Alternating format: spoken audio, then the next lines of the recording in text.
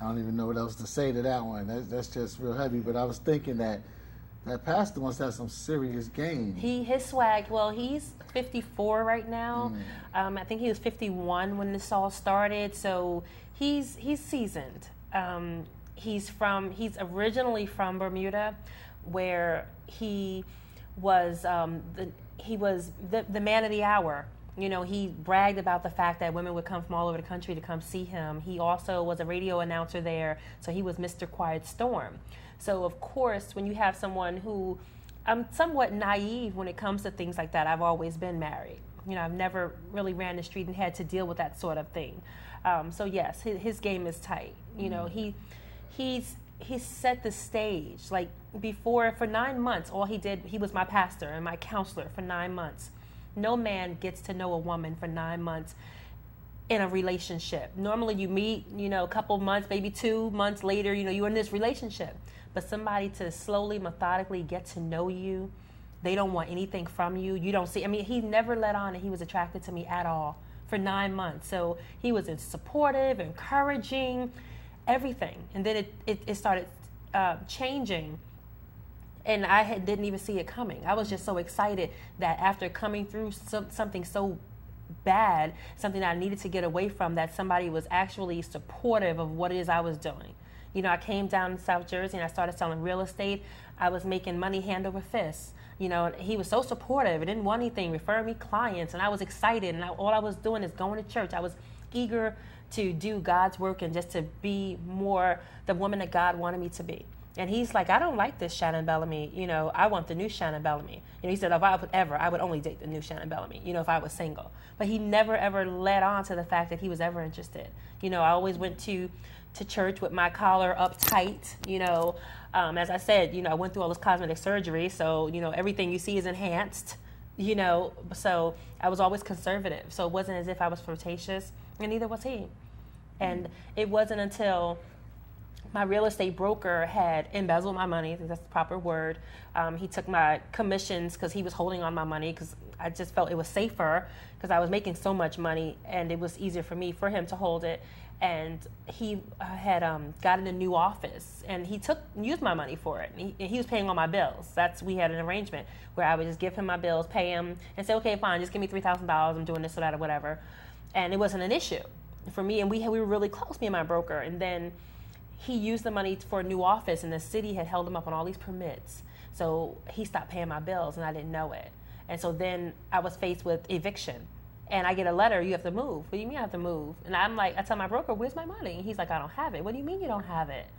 So here it is. I'm in this 3,500 square foot house with my children, and I'm renting, and I have 72 hours to move. And I called the church, and I asked this mega church that I was attending, you know, would they help me at least get into my new place with the security? They told me no. I'm like, after the thousands of dollars I've tithed for this church, they told me no. So I called the pastor and I said, listen, you know, would you help me get some boxes so I can put my stuff in storage? He said, sure, me and my wife will come. He came, not his wife. So, okay, he takes me to get the boxes, and we're packing up stuff. I'm upset, I'm distraught, because I've never been homeless, never been out here, and now I'm in a foreign country, a foreign land, and I'm crying, I'm upset. Next thing you know, he's kissing me, and next thing you know, we're on the floor. You know, and in my book, I say, oh, it was a Monica Lewinsky, and people are telling me now that it infers that there was oral sex. That's not what I was inferring. What I was inferring is that, you know, we had sex and that he ejaculated on my T-shirt. And what startled me was the doorbell rang, and it was a realtor who was coming to help me get another storage unit.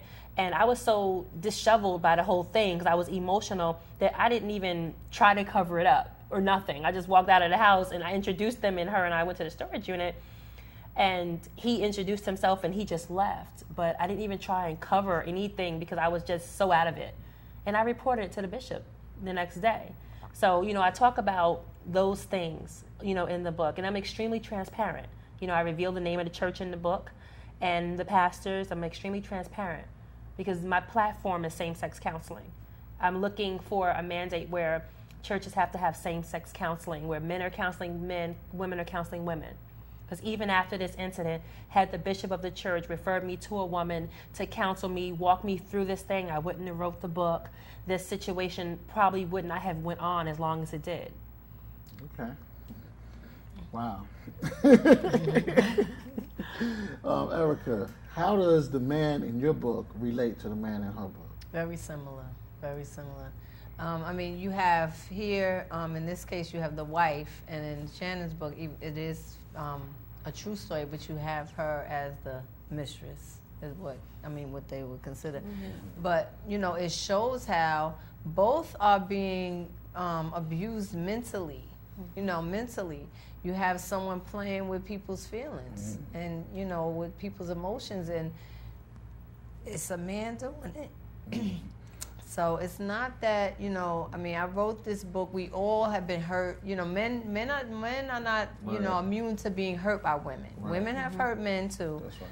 But I think women, we are in a more vulnerable position a lot of times. We have children. We want that family structure. We want a man to protect and cover us. And when this character, she feels covered. Finally, she has someone to marry her, and she's a woman now that's covered, and she can't even trust in the man that she's laying next to every night. So it's just two different sides of the same problem. And whereas Shannon is talking about how she was going for healing, this character is ultimately she's seeking that healing. That she wasn't brought up in the church, but from the things that she's starting to do, she knows that she needs her own healing. She can't, as many people as she may get revenge on, or as many men as she tripped up, and I don't want to give different instances, but she really took it to the men for the ladies, and she started feeling like she was doing it for women, not just for herself. Like she was on it like, this is for the ladies, and I'm getting all these men back. But she came to a place where she met two other men, and they both were falling in love with her, and she was so scarred. It comes to a point where your inner confidence is gone, and you don't even know now what love is. You don't know what to believe. You don't know. So she had two men that were falling in love with her, and now she can't believe that anyone can even love her. Right. So one becomes a victim of her, being scorned, and the other one, she gives, her heart to. Right. But in the meantime, she realizes that she needs help. She needs to get over that anger, because, it doesn't do anything. Just like forgiveness. Forgiveness is for the person, not for the other person that harms you. It's for yourself, because you have to let it go. Right. And she was going to destroy herself with revenge, because it's all, what goes around comes around. She wasn't immune to getting it back. So she goes through, where she has to be accountable for her actions, and she has to pay for her consequences. And she has to look in the mirror and say, am I going to think that I can continue to live this way, or do I have to get help on my own? Yeah. So. The minister once said, he once said, whenever you see a bad woman, that's because there was a bad man there, And one time I was in a relationship, and the female, she was so insecure because of seeing her ex cheating on her, that if my phone rang and it was just a female, or I just smiled at a female, she would jump up and try to choke me.